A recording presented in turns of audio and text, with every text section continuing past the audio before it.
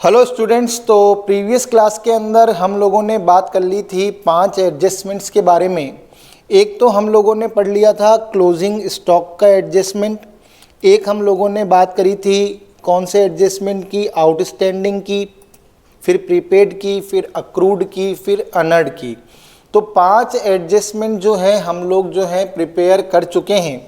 अब हम next 6th adjustment से पढ़ना स्टार्ट करेंगे। तो उसके अंदर जो हमारा 6th एडजस्टमेंट आ रहा है वो है डेप्रीशिएशन का। डेप्रीशिएशन आप सभी लोग जानते हैं कि हम फिक्स्ड असेट्स के ऊपर लगाते हैं। किसके ऊपर लगाते हैं? फिक्स्ड असेट्स के ऊपर लगाते हैं।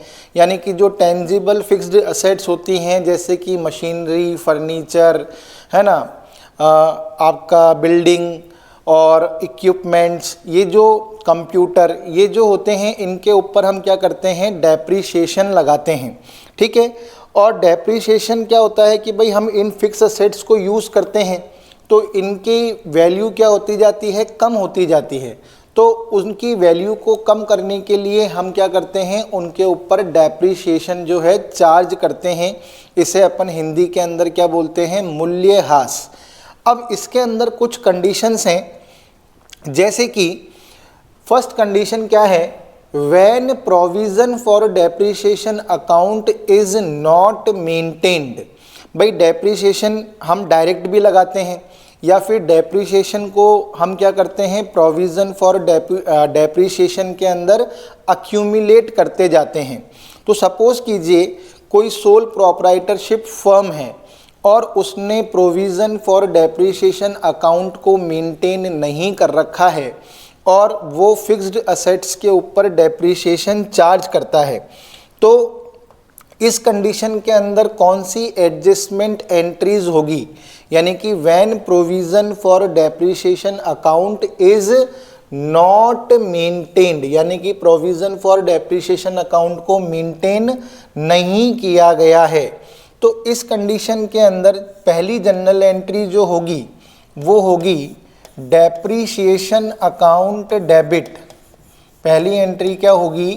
Depreciation account debit to fixed assets account. यानी कि जो भी असेट होगी उसका नाम यहाँ पर हम लिख देंगे। जैसे कि मशीनरी हो गई, फर्नीचर हो गया, बिल्डिंग हो गई, तो उसका नाम हम यहाँ पर लिख देंगे। तो पहली एंट्री तो ये होगी। दूसरी एंट्री क्या होगी? हम इस डेप्रीशिएशन को क्या करेंगे? प्रॉफिट एंड लॉस अकाउंट में ट्रांसफ़र कर देंगे। अब ये प्रॉफिट एंड लॉस के किस साइड में आएगा? डेबिट साइड में आएगा। तो हम इसको ट्रांसफ़र करने की एंट्री क्या करेंगे? Profit and loss account debit to depreciation account. क्या एंट्री करेंगे? Profit and loss account debit to depreciation account, ये एंट्री हम लोग करेंगे। तो ध्यान रखिएगा, जब provision for depreciation account maintain नहीं किया जाता तो इस कंडीशन के अंदर हम कौन सी जनरल एंट्री करते हैं? हम डायरेक्ट फिक्स्ड असेट के ऊपर डेप्रीशिएशन को क्या कर देते हैं? चार्ज कर देते हैं। किसको चार्ज कर देते हैं? डेप्रीशिएशन को डायरेक्ट फिक्स्ड असेट्स के ऊपर चार्ज कर देते हैं और डेप्रीशिएशन अकाउंट को प्रॉफिट एंड लॉस अकाउंट के अंदर हम लोग ट्रांसफ़र कर देते हैं। अब इससे रिलेटेड एक प्रैक्टिकल क्वेश्चन हम यहाँ पर देखते हैं। मैंने कुछ प्रैक्टिकल क्वेश्चंस भी आप लोगों के लिए बनाए हैं ताकि आपको हर एडजस्टमेंट जो है अच्छी तरीके से समझ में आ जाए। अब देखिए, यहाँ पर हमको ट्रायल बैलेंस के अंदर मशीनरी गिवन है 2 लाख रुपीज़ की। ठीक है। और नीचे क्या लिखा हुआ है? Charge depreciation at the rate of 10% per annum. Per annum word लिखा हुआ है on book value of machinery. यानी कि यहाँ पर ये जो है प्रोविज़न फॉर डेप्रीशिएशन को मेंटेन नहीं कर रहे हैं। तो जब प्रोविज़न फॉर डेप्रीशिएशन को मेंटेन नहीं किया जा रहा तो हम लोग पहली एंट्री क्या करेंगे? हम लोग फर्स्ट एंट्री करेंगे डेप्रीशिएशन अकाउंट डेबिट। क्या करेंगे? Depreciation on machinery account debit to machinery account. पहली एंट्री तो हम लोग ये करेंगे, ठीक है। अब 2 लाख का 10% कितना होता है? 20,000 रुपये। हम 20,000 रुपये का क्या करेंगे? डेप्रीशिएशन लगा देंगे और इस डेप्रीशिएशन को हम क्या करेंगे? प्रॉफिट एंड लॉस अकाउंट में ट्रांसफ़र कर देंगे। तो profit and loss account debit to depreciation on machinery account. तो यहाँ पर प्रोविज़न फॉर डेप्रीशिएशन को मेंटेन नहीं किया जा रहा, इसलिए हम यहाँ पर ये 2 एंट्री करेंगे। हम डेप्रीशिएशन जो है वो डायरेक्ट किस पर चार्ज कर देंगे? मशीनरी के ऊपर चार्ज कर देंगे। अब इसको हम फाइनल अकाउंट्स में कैसे शो करेंगे? जो डेप्रीशिएशन है इसको तो हम P&L के डेबिट में लिख देंगे। हम लिख देंगे to depreciation on machinery 20,000 rupees. हम P&L के डेबिट में लिख देंगे to depreciation on machinery 20,000 rupees. और इधर हम लोग क्या करेंगे? बैलेंस शीट के अंदर हम लोग लिखेंगे machinery 2 lakh rupees less depreciation 20,000 rupees. और यहाँ पर हम लिख देंगे आउटर कॉलम में 1,80,000 रुपीज़। तो अगर provision for depreciation account maintain नहीं किया जाता तो हम डेप्रीशिएशन जो है वो डायरेक्ट फिक्स्ड असेट के ऊपर चार्ज कर देते हैं। हम डेप्रीशिएशन को प्रॉफिट एंड लॉस अकाउंट में लिख देते हैं और बैलेंस शीट के अंदर हम असेट की वैल्यू में से डेप्रीशिएशन को लेस कर कर दिखाते हैं। 1 मिनट बच्चों, हेलो, क्लास ले रहा हूँ, ठीक है। तो हम क्या करते हैं? असेट की वैल्यू में से डेप्रीशिएशन को क्या करते हैं? लेस करके दिखा देते हैं। तो ध्यान रखिएगा, जब प्रोविज़न फॉर डेप्रीशिएशन को मेंटेन नहीं किया जाता तो डेप्रीशिएशन का एडजस्टमेंट किस तरीके से किया जाता है। अब नेक्स्ट कंडीशन क्या है? When provision for depreciation account is maintained. अब यहाँ पर क्या हो रहा है? प्रोविज़न फॉर डेप्रीशिएशन अकाउंट को मेंटेन किया जा रहा है। तो इस कंडीशन के अंदर क्या जनरल एंट्री होगी, क्या एडजस्टमेंट एंट्री होगी? तो देखिए, यहाँ पर हम डेप्रीशिएशन को डायरेक्ट फिक्स्ड असेट के ऊपर चार्ज नहीं करेंगे। हम डेप्रीशिएशन को कहाँ पर ट्रांसफ़र कर देंगे? हम कर देंगे प्रोविज़न फॉर डेप्रीशिएशन अकाउंट में। तो यहाँ पर हम एंट्री करेंगे depreciation account debit to provision for depreciation account. तो यहाँ पर हम फिक्स्ड असेट में ट्रांसफ़र नहीं करते, यहाँ पर हम डेप्रीशिएशन को कहाँ पर ट्रांसफ़र करते हैं? प्रोविज़न फॉर डेप्रीशिएशन अकाउंट में, ठीक है। और डेप्रीशिएशन को जैसे पहले हमने P&L में ट्रांसफ़र करा वैसे ही हम प्रॉफिट एंड लॉस अकाउंट में ट्रांसफ़र कर देते हैं। तो profit and loss account debit to depreciation account. तो इस कंडीशन के अंदर ये 2 जनरल एंट्री होती है। आपको हर सिचुएशन को ढंग से समझ के जाना है, कहीं ये ना हो कि एग्ज़ाम के अंदर आप क्वेश्चन गलत करिए आए। बस फ़र्क यहीं पर ही है, जब provision for depreciation account maintain किया जाता है तो डेप्रीशिएशन फिक्स्ड असेट के ऊपर चार्ज नहीं किया जाता। डेप्रीशिएशन के अमाउंट को प्रोविज़न फॉर डेप्रीशिएशन अकाउंट के अंदर क्या करते हैं? ट्रांसफ़र करते हैं। जबकि पहली वाली कंडीशन में आप देखो, हमने डेप्रीशिएशन को डायरेक्ट फिक्स्ड असेट के ऊपर चार्ज किया था। बस इन 2 एंट्रियों के अंदर और इन 2 एंट्रियों में यहीं पर ही क्या है? डिफरेंस है, बाकी कोई भी डिफरेंस नहीं है। अब एक क्वेश्चन देखिए आप लोग, यहाँ पर मैंने एक क्वेश्चन लिख रखा है, हमें बैलेंस शीट के अंदर क्या क्या दे रखा है ध्यान से आप, सॉरी ट्रायल बैलेंस के अंदर क्या क्या दे रखा है इसको आप लोग ध्यान से देखिए। हमें मशीनरी दे रखी है 2 लाख की, फर्नीचर दे रखा है 1 लाख का, provision for depreciation on machinery दे रखी है 60,000 की, provision for depreciation on furniture दे रखा है 27,100 का। यानी कि अब ये प्रोविज़न मेंटेन कर रहे हैं। तो अब हमको क्वेश्चन किस तरीके से करना है, और नीचे एडजस्टमेंट को भी आपको ध्यान से पढ़ना है। Depreciation is charged on machinery at 10% per annum on original cost. भाई हमें मशीनरी के ऊपर तो जो है straight line method, original cost का मतलब क्या होता है, स्ट्रेट लाइन मेथड से हमें क्या करना है, डेप्रीशिएशन काटना है। यानी कि स्थायी किस्त विधि से हमको डेप्रीशिएशन काटना है। And on furniture at 10% per annum by the diminishing balance method. अब डिमिनिशिंग बैलेंस मेथड का मतलब क्या होता है, WDV मेथड, यानी कि रिटर्न डाउन वैल्यू मेथड, यानी कि क्रमागत ह्रास पद्धति से हमको क्या करना है, डेप्रीशिएशन काटना है। तो देखिए मशीनरी के ऊपर स्ट्रेट लाइन मेथड से काटना है और फर्नीचर के ऊपर WDV मेथड से काटना है।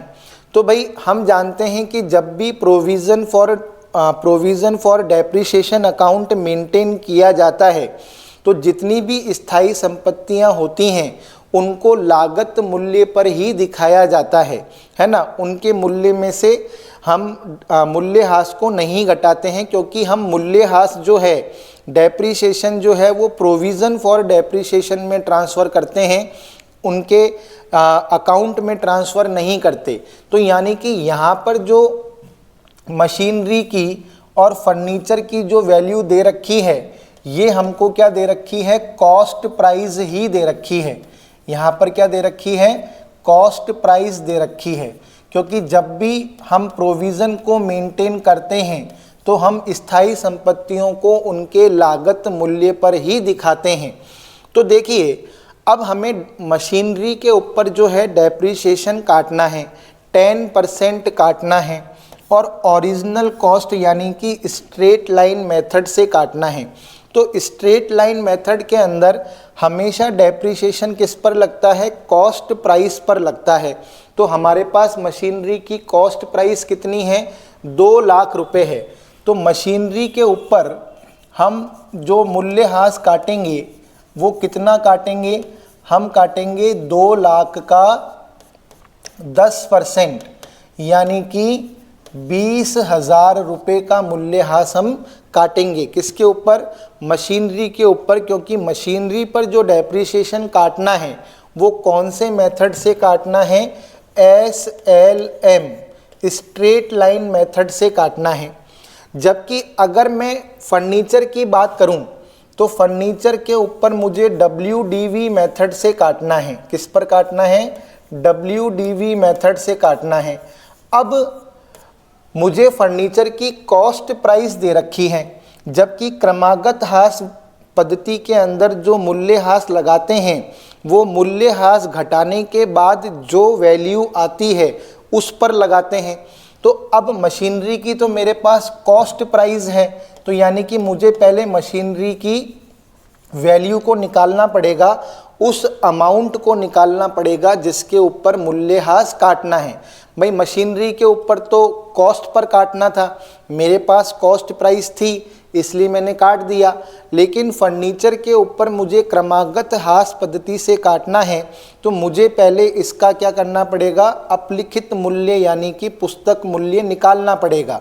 तो फर्नीचर जो है वो 1 लाख का है और मैं उस पर अभी तक 27,100 रुपये का डेप्रीशिएशन काट चुका हूँ।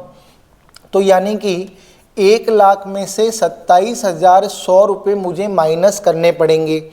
अब मैं 27,100 रुपये यदि इसके ऊपर से माइनस करता हूँ तो 1 लाख में से 27,100 जब मैं माइनस करूँगा तो मेरे पास कितनी वैल्यू आ जाएगी, यानी कि मुझे इसका बुक वैल्यू निकालनी पड़ेगी।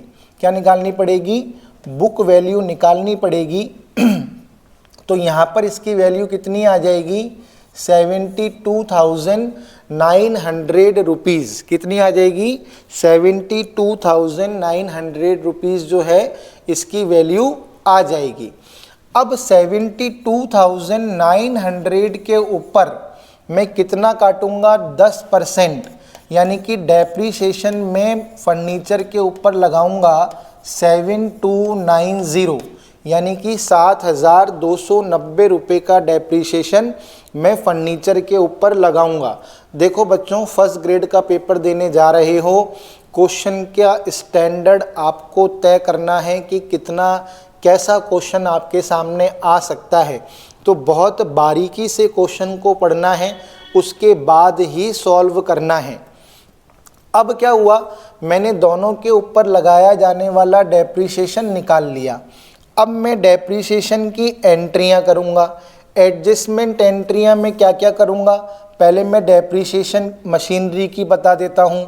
तो मैं यहाँ पर एंट्री करूंगा depreciation on machinery account debit, depreciation on machinery account debit to provision for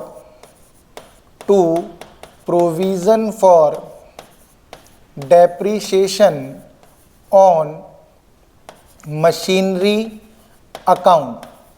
पहले तो मैं ये एंट्री करूँगा, क्योंकि मैं मशीनरी के ऊपर तो डेप्रीशिएशन लगा नहीं सकता, मुझे प्रोविज़न में ट्रांसफ़र करना है। कितना अमाउंट ट्रांसफ़र करना है? 20,000 रुपीज़ का अमाउंट मुझे ट्रांसफ़र करना है। फिर मैं दूसरी एंट्री करूँगा profit and loss account debit to depreciation on machinery account. ठीक है, 20,000 रुपीज़। अब इसी तरीके से मैं किसकी एंट्री करूँगा? फर्नीचर की। मैं एंट्री करूँगा depreciation on furniture account debit, depreciation on furniture account debit to provision for depreciation on furniture account 7290। और इस डेप्रीशिएशन को कहाँ पर ट्रांसफ़र कर दूंगा? प्रॉफिट एंड लॉस अकाउंट में। तो profit and loss account debit to depreciation on furniture account 7290। तो देखिए, पहले तो मैंने डेप्रीशिएशन की कैलकुलेशन करी। कैलकुलेशन करने के बाद मैंने क्या किया, डेप्रीशिएशन लगाने की एंट्री करी। लेकिन डेप्रीशिएशन को मैंने कहाँ पर ट्रांसफ़र करा है? प्रोविज़न में ट्रांसफ़र करा है। फिर मैंने मशीनरी के ऊपर डेप्रीशिएशन लगाने की एंट्री करी और डेप्रीशिएशन को मैंने प्रोविज़न में ट्रांसफ़र करा है, क्योंकि भाई मैं प्रोविज़न अकाउंट क्या कर रहा हूँ? मेंटेन कर रहा हूँ।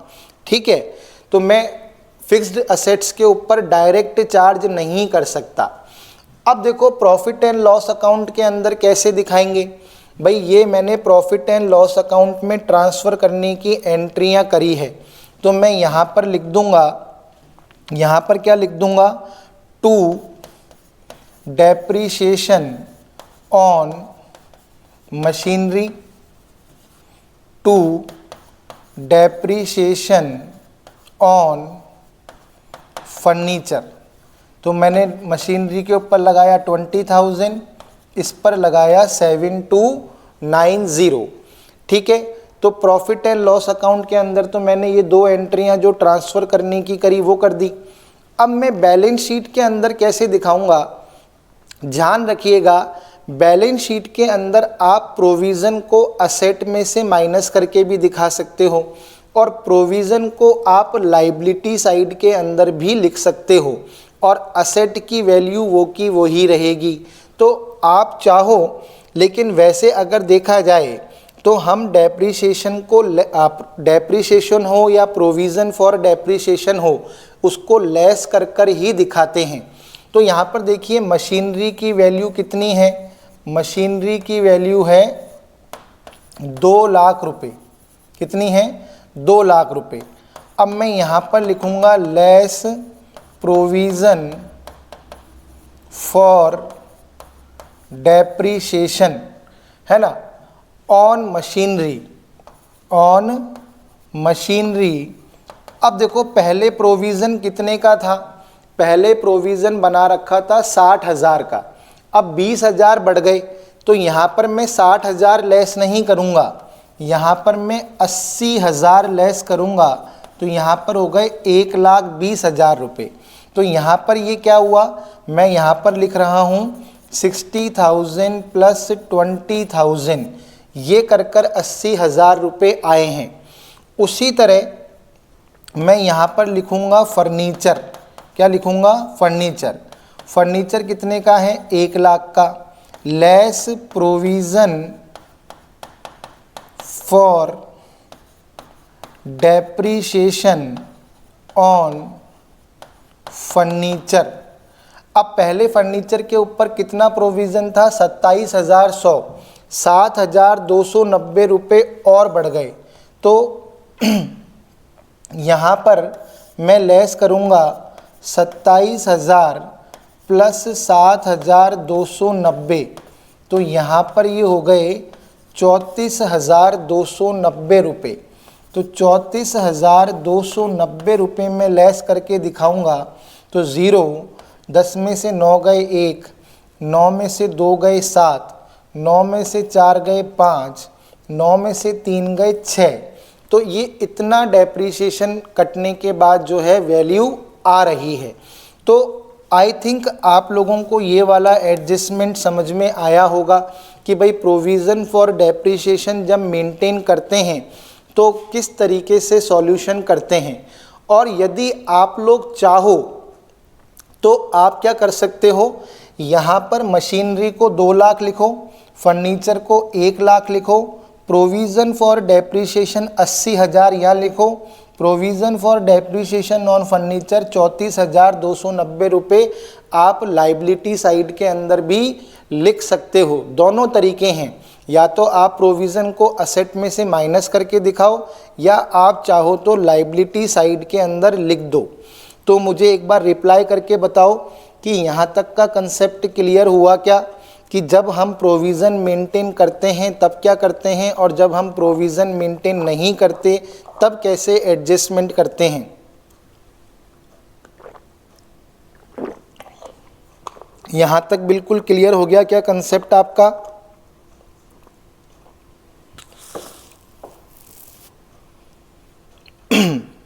अब देखिए एक क्वेश्चन और है, when depreciation account is within the trial balance and provision for depreciation account is maintained।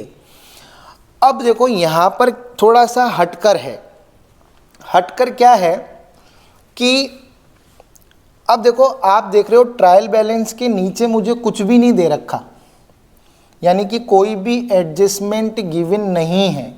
जबकि यहाँ पर आप देख सकते हो कि सिचुएशन कुछ इसी तरीके की थी, लेकिन मुझे एडजस्टमेंट गिवन था।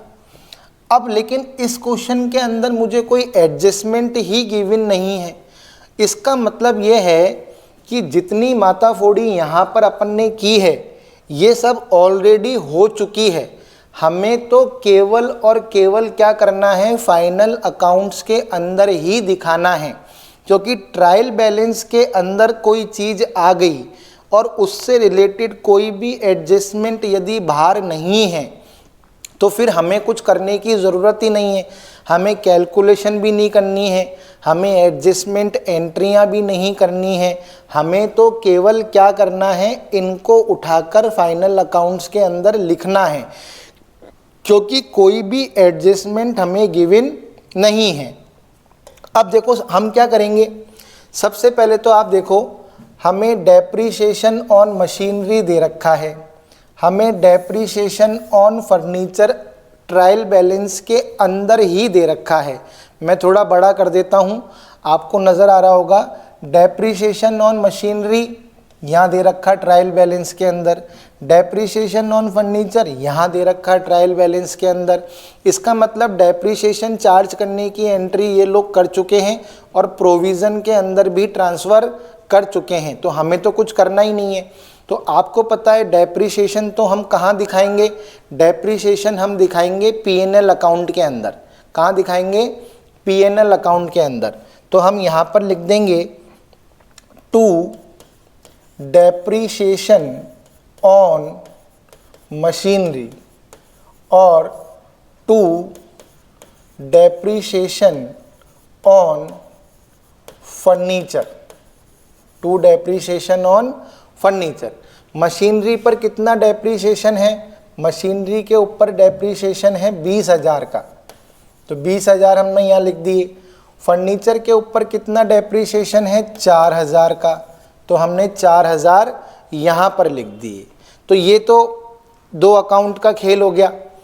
अब देखो मशीनरी के लिए ये प्रोविज़न मेंटेन करता है, लेकिन फर्नीचर के लिए प्रोविज़न मेंटेन नहीं करता। तो मशीनरी के लिए प्रोविज़न मेंटेन करता है, तो हम यहाँ पर इनर कॉलम में लिखेंगे मशीनरी। मशीनरी कितने की है, 2 लाख की। और मैंने आपको कहा आप चाहो तो प्रोविज़न को इसमें से लेस कर कर भी दिखा सकते हो, और चाहो तो आप लाइबिलिटी साइड के अंदर भी लिख सकते हो। तो मैं यहाँ पर इसको लेस करके दिखाऊंगा, to provision for depreciation on machinery. और जो डेप्रीशिएशन इन्होंने 20,000 रुपये का काटा है वो इसमें ऑलरेडी क्या है, जुड़ा हुआ है। इस 80,000 रुपये के अंदर वो डेप्रीशिएशन क्या है, जुड़ा हुआ है। यानी कि ये एडजस्टमेंट एंट्री कर चुके हैं, हमें कोई भी कैलकुलेशन करने की ज़रूरत नहीं है। ये नहीं कि आप इस 80,000 के अंदर ये 20,000 रुपये जोड़कर यहाँ पर लेस करो। ये 20,000 रुपये इस 80,000 रुपये के अंदर ऑलरेडी जुड़े हुए हैं, क्योंकि बाहर कोई एडजस्टमेंट गिवन है ही नहीं। यानी कि ये सब कुछ कर चुके हैं, हमें कुछ भी करने की ज़रूरत नहीं है। तो हम यहाँ पर 80,000 लेस कर देंगे। मशीनरी की वैल्यू आ गई 1,20,000 रुपये। और यदि मैं चाहता तो मशीनरी को 2 लाख यहाँ लिख देता और प्रोविज़न फॉर डेप्रीशिएशन 80,000 रुपये लाइबिलिटी साइड में लिख देता। वो अपनी चॉइस है कि हम कैसे दिखाना चाहते हैं। रही बात फर्नीचर की, तो फर्नीचर में से ये 4,000 रुपये ऑलरेडी लेस हैं। 4,000 लेस करने के बाद ही 36,000 रुपये आए हैं, तो हमें दोबारा घटाने की कोई ज़रूरत नहीं है। हम फर्नीचर को क्या करेंगे, डायरेक्ट बाहर लिख देंगे 36,000 रुपीज़, क्योंकि एडजस्टमेंट एंट्रीज की जा चुकी है, हमें कुछ भी करने की ज़रूरत नहीं है। एडजस्टमेंट एंट्रीज की जा चुकी हैं, हमें कुछ भी करने की ज़रूरत नहीं है। क्योंकि जब नीचे कोई एडजस्टमेंट गिवन ही नहीं है और सीधे ही हमको बैलेंसेस दे रखे हैं, तो इसका मतलब क्या है, एडजस्टमेंट किया जा चुका है। हमें एडजस्टमेंट एंट्रीज करने की, कैलकुलेशन करने की कोई भी ज़रूरत नहीं है। हमें केवल इनको क्या करना है, फाइनल अकाउंट्स में शो करना है। बस इतना ही काम करना है हमें, ठीक है ना। तो यहाँ तक का क्लियर हो गया आप लोगों को अच्छी तरीके से। तो मैंने डेप्रीशिएशन की आप लोगों को ए, बी और सी तीनों कंडीशन सिखा दी। पहली कंडीशन जब प्रोविज़न मेंटेन नहीं करते हैं, दूसरी कंडीशन जब प्रोविज़न मेंटेन करते हैं, और तीसरी कंडीशन जब प्रोविज़न और डेप्रीशिएशन ट्रायल बैलेंस के अंदर गिवन हो और कोई भी एडजस्टमेंट गिवन ना हो, तो हमें किस तरीके से करना है। क्लियर हो गई बात यहाँ तक।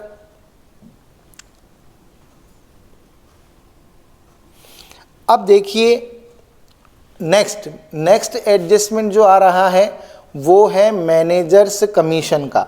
कौन सा एडजस्टमेंट है, मैनेजर्स कमीशन।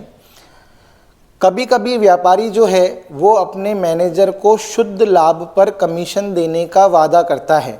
कभी कभी क्या होता है, जो एकल व्यापारी होता है वो अपने मैनेजर को, या कभी कभी साझेदार भी ऐसा करते हैं, वो कहते हैं कि भाई अगर हमें इतना शुद्ध लाभ होगा तो हम आपको इतने % कमीशन देंगे वेतन के अलावा। किसके अलावा? वेतन के अलावा देंगे। तो वेतन तो मिलेगा लेकिन साथ में आपको शुद्ध लाभ के ऊपर कमीशन भी दिया जाएगा। अब लेकिन इस मैनेजर कमीशन को कैलकुलेट करने की 2 कंडीशन हमारे सामने एग्ज़ाम में आ सकती है। एक आती है ऐसा कमीशन चार्ज करने से पहले, यानी कि बिफोर चार्जिंग सच कमीशन। तो एक कंडीशन होती है बिफोर की, एक कंडीशन क्या होती है? बिफोर की होती है, और एक होती है ऐसा कमीशन चार्ज करने के बाद। तो एक कंडीशन किसकी होती है? आफ्टर की होती है। तो बिफोर और आफ्टर 2 कंडीशंस हो सकती हैं एग्ज़ाम के अंदर। तो क्वेश्चन को ध्यान से पढ़िएगा कि आपके सामने बिफोर की कंडीशन आ रही है या आपके सामने आफ्टर की कंडीशन आ रही है। यदि बिफोर की कंडीशन है तो आप कैसे गणना करोगे? Net profit into rate upon 100। और यदि आफ्टर की कंडीशन है तो आप कैसे गणना करोगे? Net profit into rate upon 100 plus rate. ठीक है ना? तो इस चीज़ को आप लोगों को ध्यान रखना है। अब सपोज करो शुद्ध लाभ हुआ हमने मैनेजर को 10% कमीशन देने का क्या किया? वादा किया। अब इस कंडीशन के अंदर हमें शुद्ध लाभ हुआ 1 लाख रुपए का। तो मैनेजर का कमीशन कैसे कैलकुलेट करेंगे? 10 अपॉन 100। नहीं, या फिर अपन ऐसा करते हैं, यहाँ पर हम लोगों को शुद्ध लाभ हुआ 2,20,000 रुपये का। तो बिफोर की कंडीशन है तो हम यहाँ पर इस तरीके से कैलकुलेट करेंगे। तो शुद्ध लाभ का कमीशन कितना बना? 22,000 रुपये। ठीक है।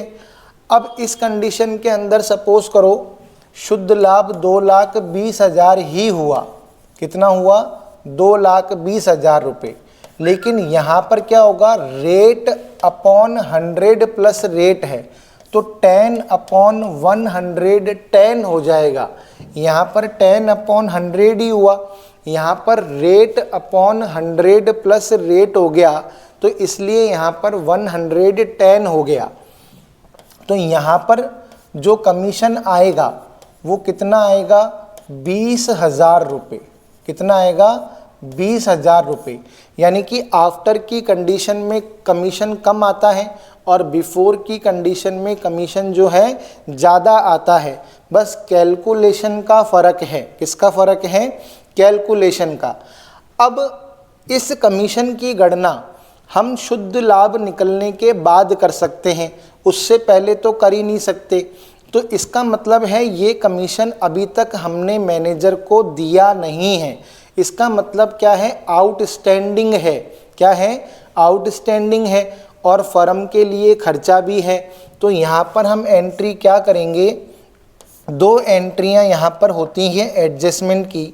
एक तो होगी कमीशन देने की, भाई फर्म के लिए खर्चा है तो हम manager's commission account debit to outstanding, क्योंकि भाई अभी तक हमने दिया नहीं है तो हम टू कैश या बैंक तो लिख नहीं सकते। तो हम यहाँ पर क्या लिखेंगे? To outstanding manager's commission. और फिर जो ये मैनेजर कमीशन है इसको हम प्रॉफिट एंड लॉस अकाउंट में ट्रांसफ़र कर देंगे। तो profit and loss account debit to manager's commission.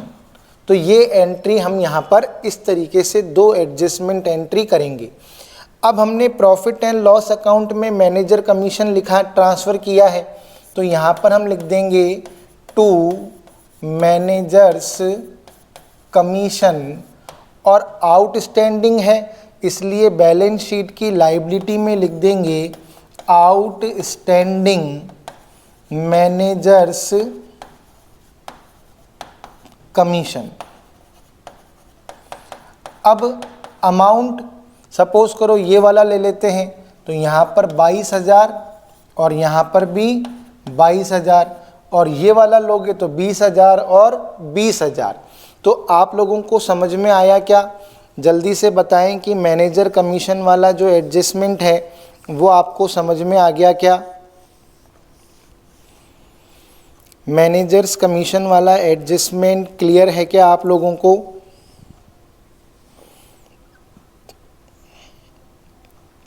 Clear हो गया क्या आप लोगों को?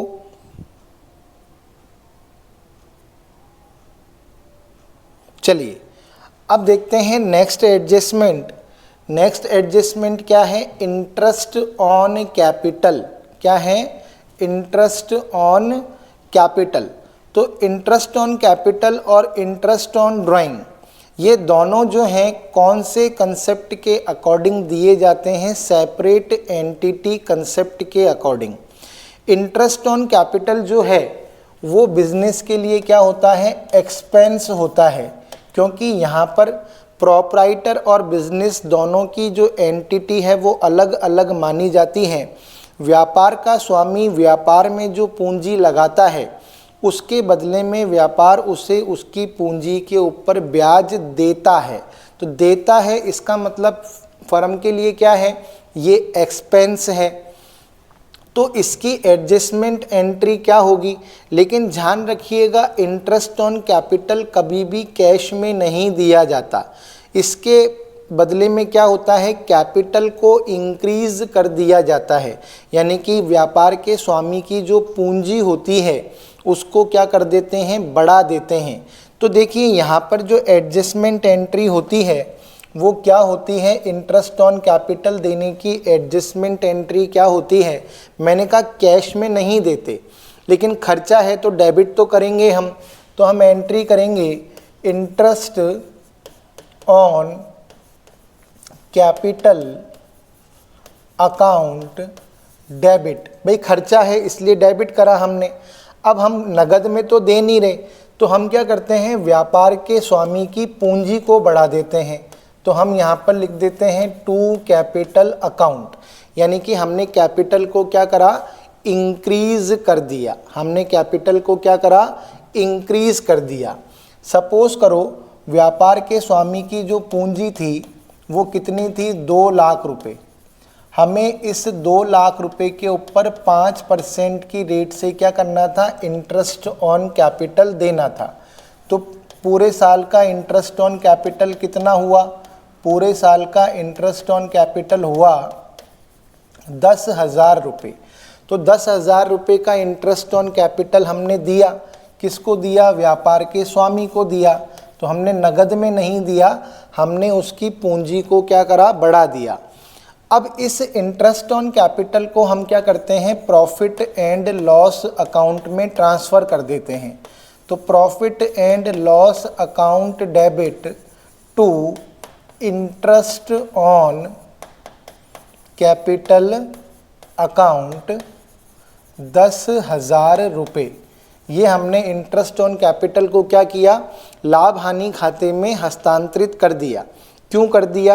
क्योंकि भाई व्यापार के लिए खर्चा है, पीएनएल में आएगा, ट्रेडिंग अकाउंट में तो आ नहीं सकता, क्योंकि इनडायरेक्ट एक्सपेंसेस है। क्या है? Indirect expenses. अब हम क्या करेंगे? पीएनएल के अंदर लिखेंगे to interest on capital 10,000 rupees. फिर हम यहाँ पर लिखेंगे कैपिटल कितनी? 2 लाख रुपीज़। और उसमें क्या करेंगे? इसको ऐसे जोड़कर दिखाएंगे, add interest on capital 10,000 rupees. तो पूंजी कितनी हो गई? 2,10,000 रुपये। यानी कि हमने पूंजी को क्या करा? बढ़ा दिया। मैंने अभी इनर कॉलम में इसलिए लिखा है कि भाई ड्राइंग वगैरह भी लेस होती है, नेट प्रॉफिट होता है तो ऐड होता है, नेट लॉस होता है तो लेस होता है, इसलिए इंटरेस्ट ऑन कैपिटल को जोड़कर मैंने कैपिटल को इनर कॉलम में ही लिखा है। तो इंटरेस्ट ऑन कैपिटल का एडजस्टमेंट इजी एडजस्टमेंट है। इसे व्यापार के लिए क्या मानते हैं? खर्चा मानते हैं, और ये खर्चा नगद में नहीं किया जाता। इससे व्यापार के स्वामी की पूंजी को क्या कर दिया जाता है? बढ़ा दिया जाता है। इसलिए हम एंट्री करते हैं interest on capital account debit to capital account, और इंटरेस्ट ऑन कैपिटल को हम प्रॉफिट एंड लॉस अकाउंट में क्या कर देते हैं, ट्रांसफ़र, और इसको पीएनएल के डेबिट साइड में दिखा देते हैं और बैलेंस शीट की कैपिटल के अंदर कैपिटल में ऐड करके दिखा देते हैं। लेकिन यहाँ पर एक बहुत इम्पॉर्टेंट पॉइंट भी मैंने लिख रखा है आप लोगों के लिए, वो ये लिख रखा है कि if interest on capital given in trial balance shown in profit and loss account only, तो हमें केवल प्रॉफिट एंड लॉस अकाउंट में ही लिखना है, हमें बैलेंस शीट में ऐड करके नहीं दिखाना। क्यों नहीं दिखाना? क्योंकि भाई वो एडजस्टमेंट एंट्री पहले ही कर चुके हैं। और हमेशा ध्यान रखो, अगर कोई भी चीज़ ट्रायल बैलेंस के अंदर गिवन है तो वो एक ही जगह जाएगी, दो जगह नहीं जाएगी। हाँ, एडजस्टमेंट में गिवन है तो ड्यूल एस्पेक्ट कंसेप्ट के अकॉर्डिंग उसे दो जगह दिखाना पड़ता है। लेकिन अगर कोई चीज़ ट्रायल बैलेंस के अंदर गिवन है तो इसका मतलब एडजस्टमेंट किया जा चुका है। और इंटरेस्ट ऑन कैपिटल यदि ट्रायल बैलेंस के अंदर है तो आपको केवल उसको प्रॉफिट एंड लॉस अकाउंट की किस साइड में दिखाना है, डेबिट साइड में दिखाना है। किस साइड में दिखाना है? एज अ एक्सपेंसेस, आपको उसको केवल और केवल डेबिट साइड के अंदर ही दिखाना है। क्लियर हो गया आप लोगों को ये एडजस्टमेंट? अब देखिए next, interest on drawing. Interest on drawing ये भी सेपरेट एंटिटी कंसेप्ट के अकॉर्डिंग ही चार्ज किया जाता है। तो भाई जब व्यापार जो है वो स्वामी को ये कहता है कि जब मैं आपको आपकी पूंजी के ऊपर ब्याज दे रहा हूँ तो आपने व्यापार से अपने निजी उपयोग के लिए जो भी रकम निकाली है या माल निकाला है या कुछ भी आपने निकाला है तो उस अमाउंट का आप भी बिजनेस को क्या करो, ब्याज दो। तो इंटरेस्ट ऑन ड्राइंग जो है ये व्यापार के लिए क्या मानी जाती है, इनकम मानी जाती है। इंटरेस्ट ऑन ड्राइंग जो है वो व्यापार के लिए क्या मानी जाती है, इनकम मानी जाती है। अब इंटरेस्ट ऑन ड्राइंग को की एडजस्टमेंट एंट्री हम दो तरीके से कर सकते हैं। दो तरीके से कैसे कर सकते हैं? हम पहली एंट्री कर सकते हैं भाई, अब इंटरेस्ट ऑन ड्राइंग से कैपिटल क्या होगी, कम होगी। भाई वो इंटरेस्ट ऑन, जब हम पूंजी पर ब्याज नगद नहीं देते तो वो आहरण पर ब्याज भी नगद नहीं देगा। वो कहेगा कि आप एक काम करो, आपने इंटरेस्ट ऑन कैपिटल से मेरी कैपिटल को बढ़ाया था तो आप इंटरेस्ट ऑन ड्राइंग से मेरी कैपिटल को कम कर दो, बात एक ही है। तो अब कैपिटल को कम करना है तो यहाँ पर हम एंट्री कर देते हैं capital account debit to interest on drawings account, interest on drawings account. तो हम चाहें तो इंटरेस्ट ऑन ड्राइंग की ये वाली जनरल एंट्री भी कर सकते हैं, एडजस्टमेंट एंट्री भी कर सकते हैं। हमने इंटरेस्ट ऑन ड्राइंग से डायरेक्ट कैपिटल को क्या करा, कम कर दिया। और फिर हम क्या करेंगे, प्रॉफिट एंड लॉस अकाउंट में इसको ट्रांसफ़र करेंगे। अब ये इनकम है तो ये पीएनएल के क्रेडिट में जाएगी, तो हम एंट्री करेंगे interest on drawings account debit to profit and loss account. तो एक तरीका इंटरेस्ट ऑन ड्राइंग का ये है एडजस्टमेंट करने का। अब इसमें क्या होगा, ध्यान से देखिएगा, इसके अंदर क्या हुआ कि हमने सीधा कैपिटल को कम कर दिया। अब हम क्या करेंगे, पहले तो भाई ये इनकम है तो हम इसको यहाँ पर दिखाएंगे बाय इंटरेस्ट ऑन ड्राइंग्स, क्योंकि पीएनएल के क्रेडिट साइड में आएगा ये, क्योंकि ये व्यापार के लिए क्या है, आय है। फिर हम यहाँ पर कैपिटल दिखाएंगे। अब हमने इंटरेस्ट ऑन कैपिटल को कैपिटल में जोड़ा था तो हम इंटरेस्ट ऑन ड्राइंग को क्या कर देंगे, लेस कर देंगे। तो less interest on drawings, less interest on drawings. तो एक तरीका तो ये है कि हम इंटरेस्ट ऑन ड्राइंग से सीधे कैपिटल को क्या कर दें, कम कर दें। अब इंटरेस्ट ऑन ड्राइंग की एडजस्टमेंट एंट्री का दूसरा तरीका क्या है, हम उसमें एंट्री करेंगे ये वाली। हम वहाँ पर क्या करेंगे, अब कैपिटल को डायरेक्ट डिक्रीज नहीं करेंगे, हम क्या कर देंगे, ड्राइंग्स को इंक्रीज कर देंगे। तो हम ये भी कर सकते हैं, drawings account debit to interest on drawings account, हम ये वाली जनरल एंट्री भी कर सकते हैं। अब इसमें ट्रांसफ़र की एंट्री तो वही होगी, हम क्या करेंगे, interest on drawings account debit to profit and loss account. तो सेकंड एंट्री जो है वो तो सेम है, बस यहाँ पर हमने कैपिटल को डायरेक्ट इंक्रीज कर दिया, यहाँ पर हम कैपिटल को डायरेक्ट डिक्रीज कर दिया। यहाँ पर हम कैपिटल को डायरेक्ट डिक्रीज नहीं कर रहे, हम क्या कर रहे हैं, ड्राइंग्स को इंक्रीज कर रहे हैं। और ड्राइंग्स अल्टीमेटली कैपिटल को कम ही करती है। तो या तो डायरेक्ट चले जाओ या फिर घूम कर जाओ। तो ये घूम कर जाने वाला तरीका है और ये डायरेक्ट वाला तरीका है। तो एग्ज़ाम के अंदर ऑप्शन के अंदर दोनों एंट्रियां आ सकती हैं, इसलिए मैंने आपको ये दोनों एंट्रियां लिखवाई हैं। तो वहाँ पर कंफ्यूज मत हो जाना कि यार ये जनरल एंट्री तो हमने कभी देखी ही नहीं। तो भाई ये भी है, क्योंकि ड्राइंग जो है अल्टीमेटली कैपिटल को ही क्या करती है, कम करती है। तो ये थोड़ा सा लंबा तरीका है, ये शॉर्टकट तरीका है। अब इसके अंदर क्या करेंगे, हम यहाँ पर बाय इंटरेस्ट ऑन ड्राइंग्स, भाई वो तो इनकम है तो पीएनएल के क्रेडिट में जाएगी, ठीक है ना।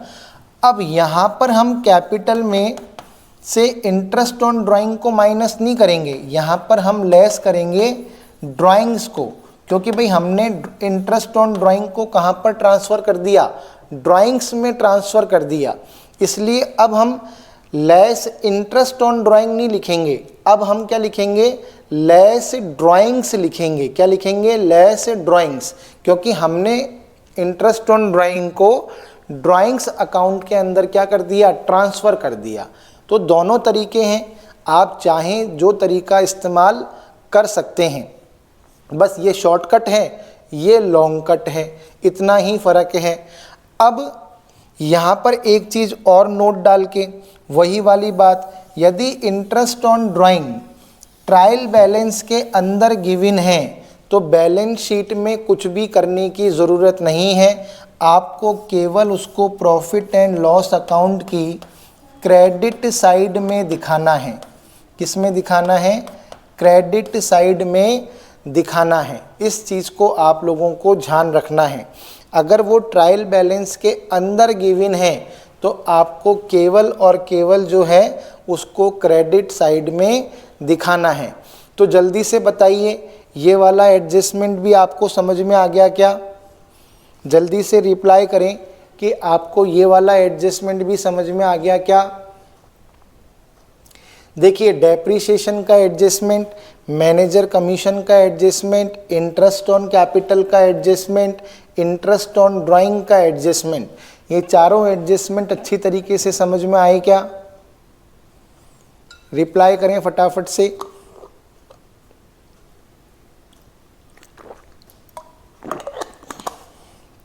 यस। अब देखिए आगे, goods used other than sale, यानी कि अगर हम माल का उपयोग बेचने के सिवा किसी और कार्य के लिए करते हैं तो क्या, अगर ये हमको सब चीज़ें एडजस्टमेंट में गिवन हो तो हमें कौन कौन सी एडजस्टमेंट एंट्रीज करनी पड़ेगी? तो देखिए, ध्यान से देखिएगा, goods distributed as free sample, तो भैया हमने माल को क्या करा, एज अ फ्री सैंपल बांट दिया। तो हम क्या एडजस्टमेंट एंट्री करेंगे, ध्यान से देखना, हम एडजस्टमेंट ये सब नीचे एडजस्टमेंट में गिवन होने चाहिए। तो हम क्या एंट्री करेंगे, हम एंट्री करेंगे advertisement account debit to purchases account, क्योंकि भाई खरीदा हुआ माल कम हो जाएगा। तो ध्यान रखना इस कंडीशन के अंदर क्या एंट्री होगी, advertisement account debit to purchases account. और फिर एडवर्टाइजमेंट अकाउंट को हम कहाँ ट्रांसफ़र कर देंगे, प्रॉफिट एंड लॉस अकाउंट में। तो profit and loss account debit to advertisement account. तो ये दो जनरल एंट्री हमको करनी पड़ेगी, adjustment entry. Goods distributed among staff as staff welfare, तो हम क्या एंट्री करेंगे, अब हमने गुड्स को क्या करा, स्टाफ वेलफेयर के लिए स्टाफ के बीच में बांट दिया, है ना। तो हम यहाँ पे एंट्री करेंगे staff welfare expenses account debit to purchases account, क्योंकि भाई फिर खरीदा हुआ माल कम हो गया।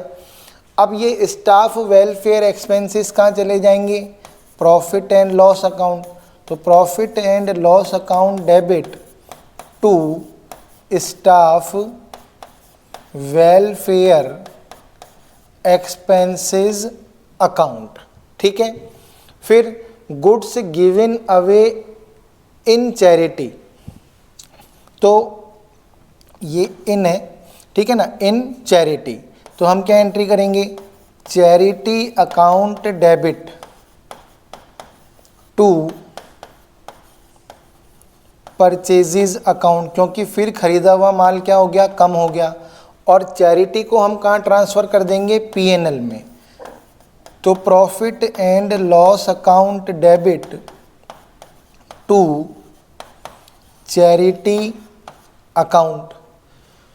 फिर क्या है, गुड्स यूज्ड इन ऑफिस, हमने क्या करा कि भाई हमारा जो गुड्स है वो ऑफिस पर्पस के काम में ले लिया।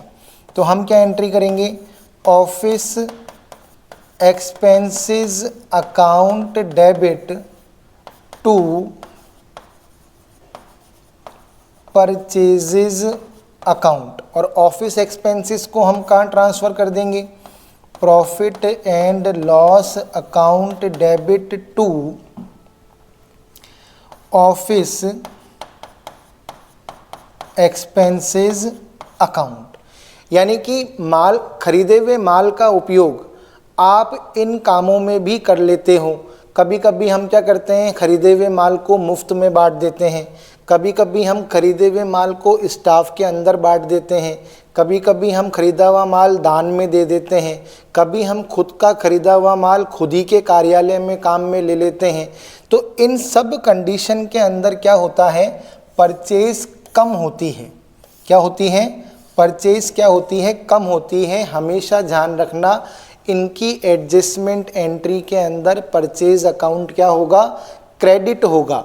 और ये सब इनडायरेक्ट एक्सपेंसेस हैं, इसलिए इनको पीएनएल अकाउंट के अंदर क्या करना पड़ेगा, ट्रांसफ़र करना पड़ेगा। किस में ट्रांसफ़र करना पड़ेगा, इनको प्रॉफिट एंड लॉस अकाउंट के अंदर ट्रांसफ़र करना पड़ेगा।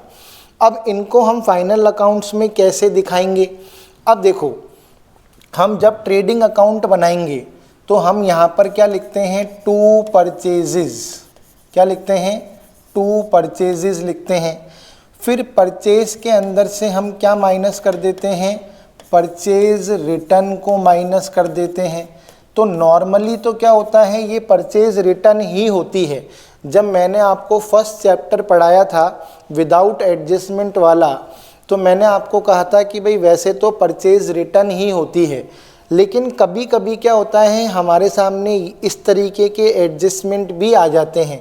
अब इनसे भी परचेज क्या हो रही है, कम हो रही है।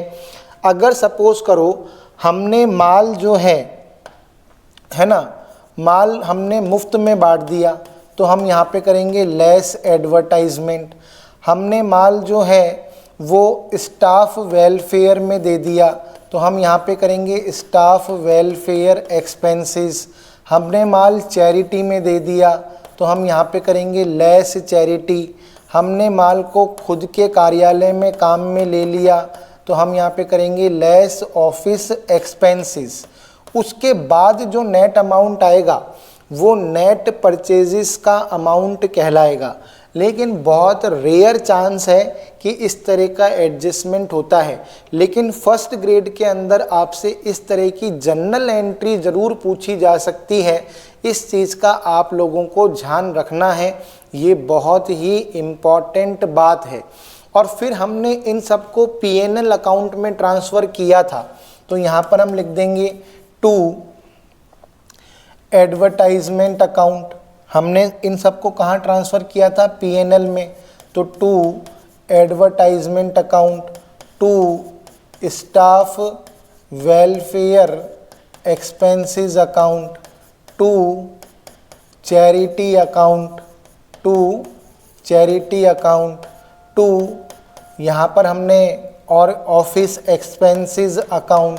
तो ये परचेज में से कम होंगे और सारे के सारे कहाँ आ जाएंगे? पीएनएल के अंदर आ जाएंगे। किस में आ जाएंगे? पीएनएल के अंदर। तो ये जो अगर ये सब चीज़ें एडजस्टमेंट के अंदर आ जाए, ये इस तरह के ट्रांजैक्शन आपको ट्रायल बैलेंस के नीचे एडजस्टमेंट के अंदर गिवन हो, तो आपको पहले तो ये जनरल एडजस्टमेंट एंट्रियाँ करनी है। हर ट्रांजैक्शन की 2 एडजस्टमेंट एंट्रियाँ होगी और उसके बाद आप ट्रेडिंग में से इनको परचेज में से लेस करके दिखाओगे और इनको पीएनएल अकाउंट की डेबिट साइड में एज अ इनडायरेक्ट एक्सपेंसेस क्या करोगे? शो करोगे। तो यहाँ पर कोई डाउट है आप लोगों को किसी भी तरीके का? यहाँ पर आपको किसी भी तरीके का कोई डाउट है क्या? और यहाँ तक ये एडजस्टमेंट आप लोगों को अच्छी तरीके से समझ में आ गया है क्या? जल्दी से बताएं।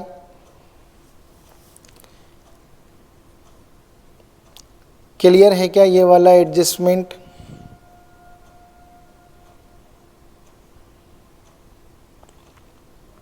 चलिए अब नेक्स्ट एडजस्टमेंट देखिए, goods taken by the proprietor for personal use. अब मैंने एक तो आपको बताया कि भाई आपने माल को जो है मुफ्त नमूने में बांट दिया, आपने अपने कार्यालय के कर्मचारियों में बांट दिया, आपने माल को दान में दे दिया, है ना, आपने खुद के कार्यालय के उपयोग में ले लिया। लेकिन कभी कभी क्या होता है, व्यापारी खुद के काम में भी ले लेता है। तो यहाँ पर क्या जनरल एंट्री होगी? यहाँ पर जनरल एंट्री जो होगी वो होगी ड्राइंग्स अकाउंट डेबिट, क्योंकि भाई पर्सनल यूज वर्ड आ गया।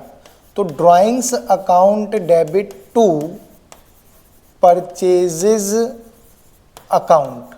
और ड्राइंग को हम कहाँ पर ट्रांसफ़र करते हैं? कैपिटल में। तो capital account debit to drawings account, capital account debit to drawings account. अब हम क्या करेंगे, यहाँ पर 2 परचेजेस और 2 परचेजेस में से लेस करेंगे ड्राइंग्स को, क्योंकि भाई हमने खुद के उपयोग में ले लिया है ना। तो देखो, और यहाँ पर कैपिटल और कैपिटल के बाद यहाँ पर लिखेंगे लेस ड्राइंग्स, क्योंकि ड्राइंग से क्या हो गई, कैपिटल जो है कम हो गई। तो इस एडजस्टमेंट को जो है हम इस तरीके से शो करेंगे। अगर हमने भाई खुद के काम में ले लिया तो फिर हम पीएनएल में ट्रांसफ़र नहीं कर सकते।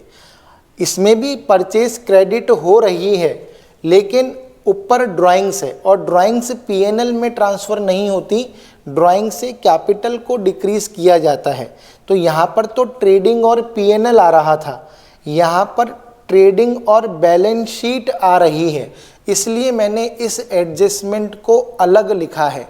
भाई एक तो माल के उपयोग क्या होता है, भाई एक तो माल का उपयोग हो गया कि आपने मुफ्त नमूने में बांट दिया, कार्यालय के कर्मचारियों में बांट दिया, दान में दे दिया, खुद के कार्यालय के उपयोग में ले लिया, तब तो अपन को पीएनएल अकाउंट और ट्रेडिंग में एडजस्टमेंट करना है।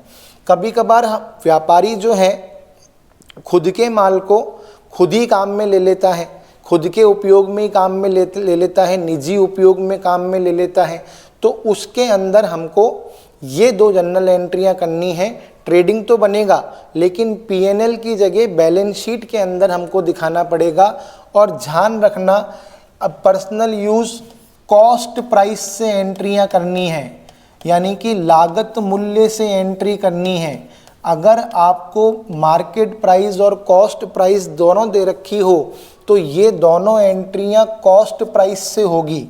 और इसके अंदर भी आपको ध्यान रखना है, ये सारे एडजस्टमेंट जो हैं किस पर होंगे, कॉस्ट पर होंगे। किस पर होंगे, ये सारी एंट्रियां जो हैं, ये सारी की सारी एंट्रियां किस पर होगी, कॉस्ट प्राइस पर होंगी, मार्केट प्राइस पर नहीं होगी। क्योंकि परचेजेस को हमेशा कॉस्ट प्राइस से कम करते हैं, मार्केट प्राइस से कभी भी कम नहीं करते। तो अगर एग्ज़ाम के अंदर मार्केट प्राइस और कॉस्ट प्राइस दोनों दे रखी हो तो आपको ये सारी जनरल एंट्रियां किस पर करनी है, कॉस्ट प्राइस के ऊपर करनी है। तो ये वाले एडजस्टमेंट भी आपको समझ में आ गए होंगे, ठीक है। अब देखिए यहाँ पर भी मैं लिख देता हूँ ताकि आप लोग कंफ्यूज ना हो कॉस्ट प्राइस पर, ठीक है ना। अब ये वाला एडजस्टमेंट भी हो गया। अब देखिए goods sale on approval basis, ये क्या होता है, goods sale on approval basis. कभी कभी क्या होता है, इसको अपन हिंदी में कहते हैं पसंदगी के आधार पर, पसंदगी के आधार पर माल का विक्रय।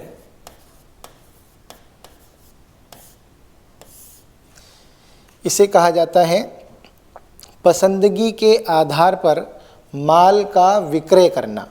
तो कभी कभी क्या होता है, व्यापारी दूसरे व्यापारी को माल इस शर्त पर भेज देता है कि भाई आपको पसंद आए तो आप इसको रखना, अदरवाइज़ हम इस माल को क्या करेंगे, वापस ले लेंगे।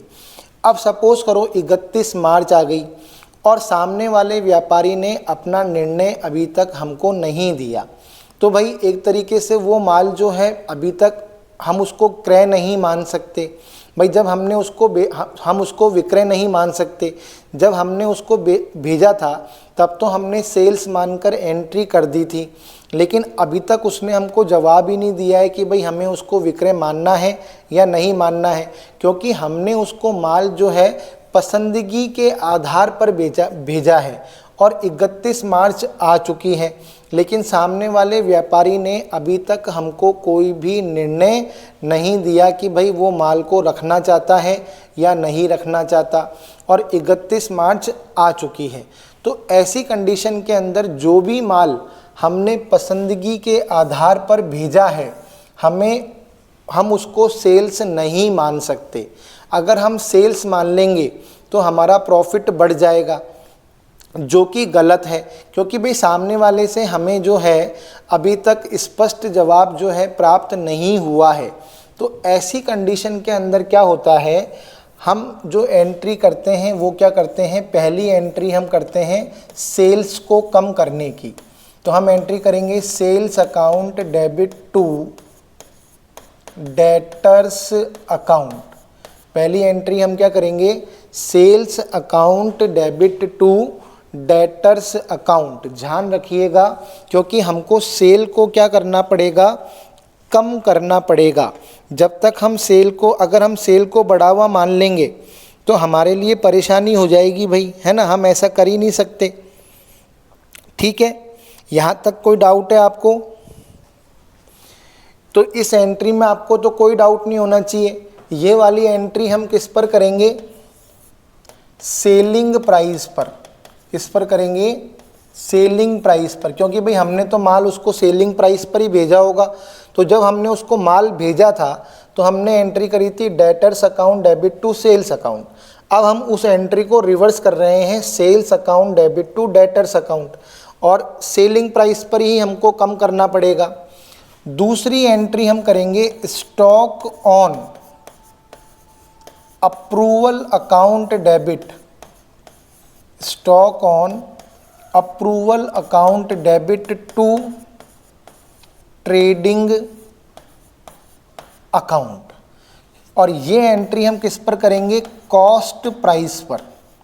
किस पर करेंगे, क्योंकि भाई हम इसको क्लोजिंग स्टॉक की तरह मानेंगे। किसकी तरह मानेंगे?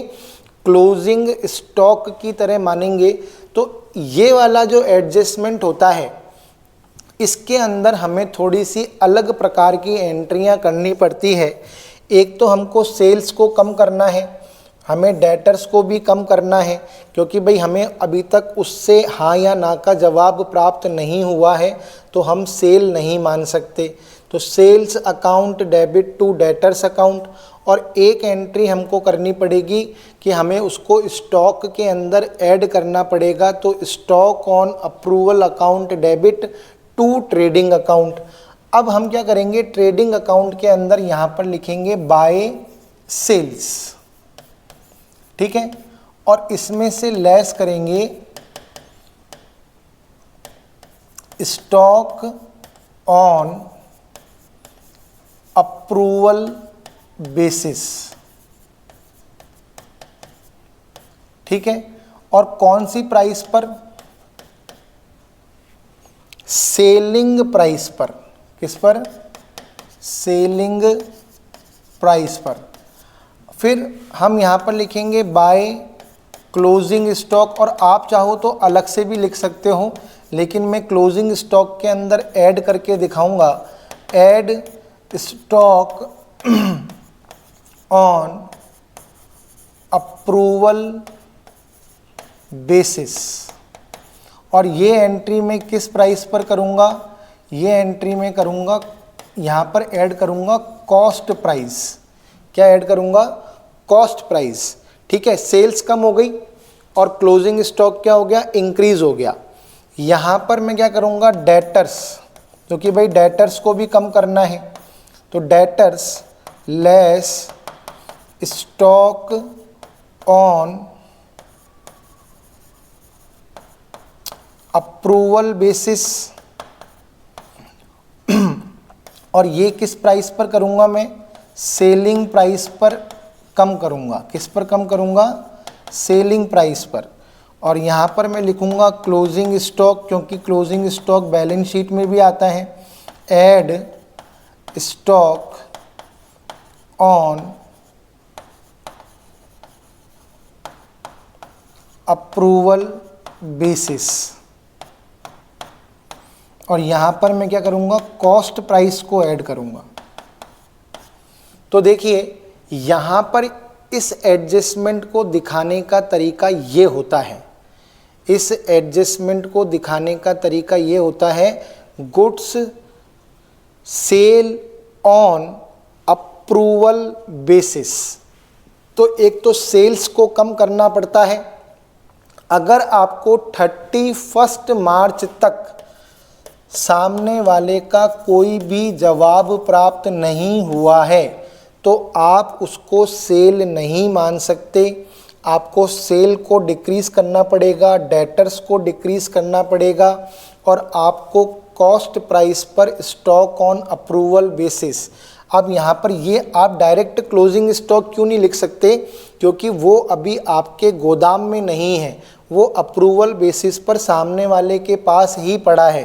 तो इसलिए हम इस स्टॉक को किस नाम से मेंशन करेंगे? यहाँ पर क्लोजिंग स्टॉक नहीं लिखा जा सकता, तो यहाँ पर हम लिखेंगे स्टॉक ऑन अप्रूवल बेसिस। तो stock on approval account debit लिखेंगे, क्लोजिंग स्टॉक नहीं लिखेंगे। हाँ, हम यहाँ पर क्लोजिंग स्टॉक में इसको ऐड करके ज़रूर दिखाएंगे, क्योंकि भाई हम यहाँ एंट्री कर चुके हैं और हम इसको क्लोजिंग स्टॉक में ट्रांसफ़र भी कर सकते हैं, है ना। तो हम एक तरीके से आप समझ लो कि हमने एक एंट्री और कर दी, closing stock account debit to stock on approval account. अब क्लोजिंग स्टॉक के अंदर हमने इसको ऐड करके दिखा दिया। तो एक तरीके से ये 3 जनरल एंट्री मैंने कर दी, और ये भी किस पर हुई है? कॉस्ट प्राइस के ऊपर हुई है। किस पर हुई है? कॉस्ट प्राइस पर। तो कि अकाउंट के अंदर हर एक चीज़ को बारीकी से मेंटेन करना पड़ता है, दिखाना पड़ता है, कहीं भी हिसाब किताब की कोई भी गलती नहीं होनी चाहिए।